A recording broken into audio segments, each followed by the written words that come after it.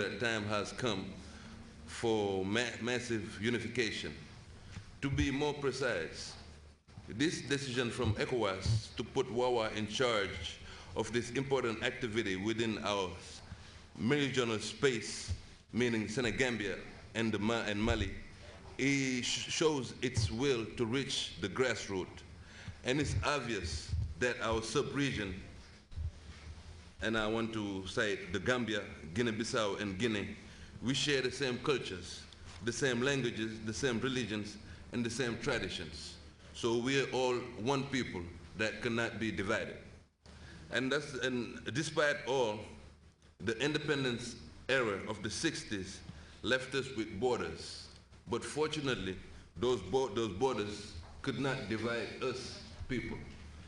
And in this project, Wawa aims to regretfully stress the numerous problems and blocking factors to the implementation of the protocol on free movement of people and goods, such as illegal tax collection, police and custom harassment, confusing paperwork, and the quantity of control posts. Therefore, it's another factor that adds to all of that, which is the lack of information that women are facing, and most of them have no understanding of this protocol, as well as the advantages of the political speeches of ECOWAS. Indeed, the protocol in a broader way is a facilitation tool for people and goods mobility. Therefore, its promotion will allow, without a doubt, a better understanding of it by the population. If the civil society should evaluate the progresses made by ECOWAS, we should mention the numerous advancements concerning the treaties and administrative decisions, but also deplore the lack of implementation of all those measures. Ladies and gentlemen, I will not step into the communication of our expert, but please allow me to thank from the bottom of my heart His Honorable President Yaya Jammeh for his support to women, and he facilitates everything for us, and by him appointing a vice president woman shows us how much he respects and wants women to prosper. And also allow me to thank our partner and our very important guests, confirming again the success of our activities. I want to thank by there the ECOWAS and the Spanish funds.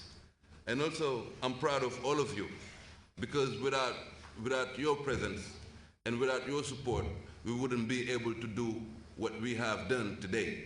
And it's a great meaning because people can come, just sit down, but it's a whole nother meaning when people come with open heart and open hands.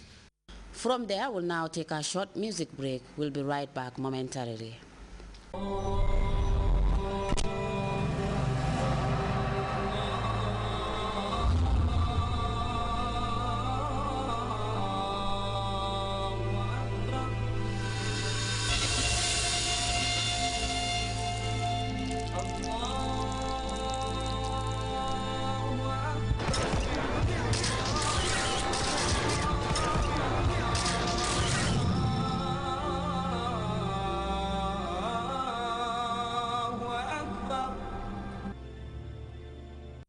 Still on the Wawa Forum, members from the sub-region discussed pertinent issues affecting the Federation and also looked at ways of forwarding the integration of ECOWAS women traders. Promoting improved health, environment and socio-economic integration of African women without gender bias, according to the National Assembly member for Joswang, Hadinyanjai, is fundamental. It is evident that if the goal is to achieve the Millennium Development Goals, that's the MDGs, solutions must be found to address the status quo and confront the challenge of building inclusive societies where the rights of all persons are protected and respected, where they all participate in the decision-making processes that affect their lives. In addition to awareness, creation, and advocacy work, these kind of workshops is one of the key activities that will support efforts to mainstream gender and to equally respond to women and men's needs at all stages of the development process. Drawing inspiration from regional and international protocols and conventions, these workshops will support gender training activities to bring about the changes in attitudes and behaviors, strengthen the vision, capacity, and processes needed to bring about responsive development programs and projects. This workshop is indeed in line with the vision of an ECOWAS of peoples and not of states. Firstly, distinguished ladies and gentlemen, let's look into the ECOWAS programs for integration. The principle underlining the cardinal programs of ECOWAS was founded on achieving policy and structural convergence. Principles among them were free movement of goods and persons. That's one. 2, trade liberalization and the establishment of a custom union. That's ECOWAS Trade Liberalization Scheme, ETLS, and Common External Tariff, CET. 3, ECOWAS Monetary Cooperation Program, EMCP. 4, development of infrastructure. 5, implementation of common policies in agriculture, environment management of water resources. And 6, consolidation of peace, democracy, and the promotion of good governance. These are the targets of ECOWAS. Absolutely. This framework is expected to boost intra-regional trade and factor mobility, enhance investment and growth, create the necessary conditions for the operation of monetary union.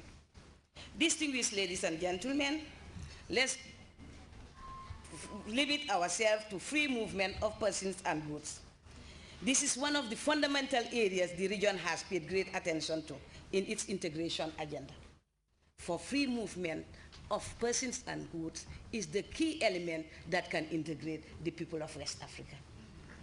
In line with this, the ECOWAS protocol provides for free movement of its citizens and the right to live and settle and do business in any part of its territory.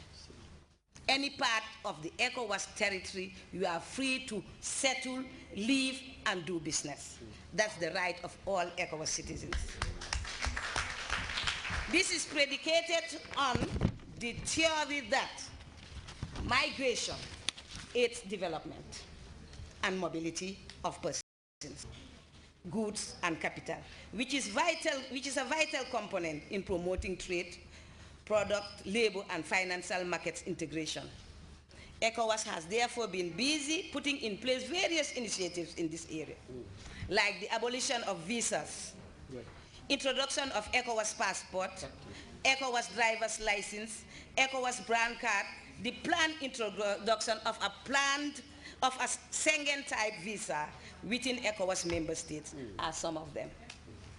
Distinguished ladies and gentlemen, the onus is on us for continued dialogue with key stakeholders, security services, civil society, road transport workers, and also to conduct research and studies to achieve the objectives. These objectives should also be promoted. Several factors, distinguished ladies and gentlemen, have impeded the achievement of the goal on free movement of persons and goods. 1, the existence of non-tariff barriers. 2, absence of a common trade policy. 3, poor sensitization, so that people will know their rights and what they should do when they are in any of the country. Political will also to implement the protocols. So we should enjoin on our various governments so that those protocols that they are signatories to, those basic tenets of those protocols should also be implemented properly. This, the Joshua Nam believes, will help in no small measure to mitigate the trouble women in Africa are grappling with. The reports of difficulties